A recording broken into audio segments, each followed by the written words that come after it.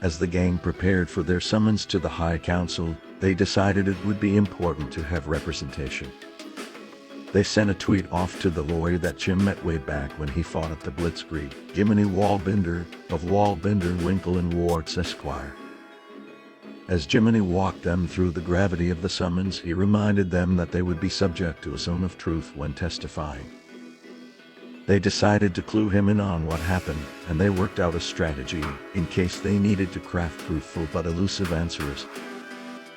They traveled to the capital of Wiswin and the United Lunar Alliance, the castle of White Knock. They entered the massive Grand Council chamber and stood in front of Emperor Gull, High Chancellor Snickers, and King Tierburden, among others. Jim gave the testimony and explained how they came into possession of Ukabil briefly, but were ambushed by Novus Ordo. After some gasping at the name, the council pressed on for details. Jim said how they fought Novus Ordo at one of their hideouts in Silver Bluff, but after a short battle, they were forced to relinquish Ukabil and left alive. Shocked by the details but unsuspicious of the answers provided by Jim, they dismissed the group and they returned to their West Lavertown office.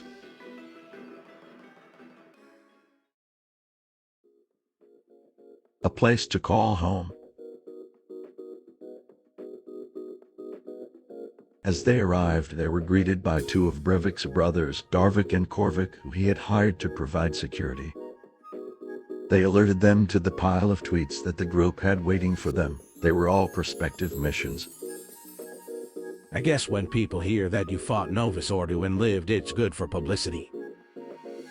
A group of concerned farmers on Gort pleaded for their help fighting some extortive criminals. Breivik sent it back with their standard rate schedule.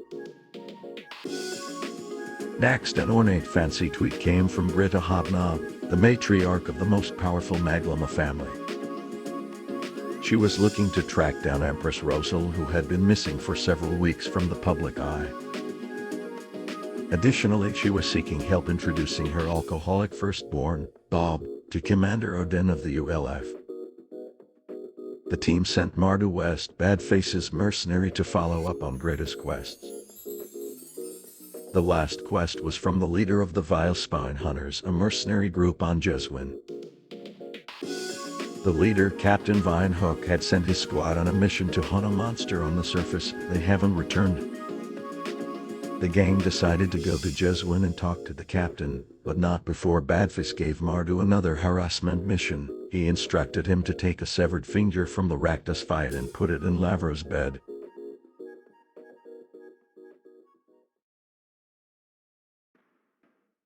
The Vile Spine Hunters.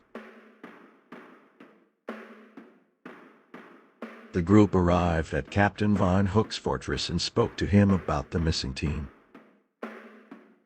Captain Vinehook explained that he would be sending two hunters and a transmotech to accompany them on their mission. He introduced them to Kunsishas, a blade singer wizard, and Barry Dingle, a drunken Olfuk monk. The combined group took a Gnomish airship on a one-way trip to the surface. The plan was to head back to Fort Blasco after the rescue. They advanced on the rendezvous point and found a woodland path with the bodies of 4 halfling hunters. As they investigated their wounds, 2 mechanical tweet birds flew out of a nearby tree. Jim downed one of them, but the other got away. While they were investigating, a purple hex glow appeared from a nearby tree and a squad of manic soldiers appeared and attacked them. A battle ensued as Breivik summoned his spiritual guardians to fend off the combined might of the warriors. As the others engaged, Breivik was struck down by several combination attacks. As they tried to reach Breivik, Jim hit the clustered warriors with a lightning bolt. Suddenly, Breivik rose triumphantly to his knees as he struck the ground beneath him with Sunforger, taking himself and several warriors out in one blow. This turned the tide as the rest of the group mopped up the survivors and healed Breivik. Jim heard a faint noise and noticed a 5th Valispine hunter clinging to life around a nearby crag. After patching her and Brevik up, they utilized their transmotech to locate the Fort Blasco beacon and teleport them back to base. Back at Elmvault on Jeswin, they debriefed Captain Vinehook. After paying them, he explained that he normally never reveals the individuals who petition contracts, but in this unthinkable case he had to. He told them that an elven woman named Vakuja commissioned the hunt, and in hindsight it appeared to merely be a setup. Who was Vakuja?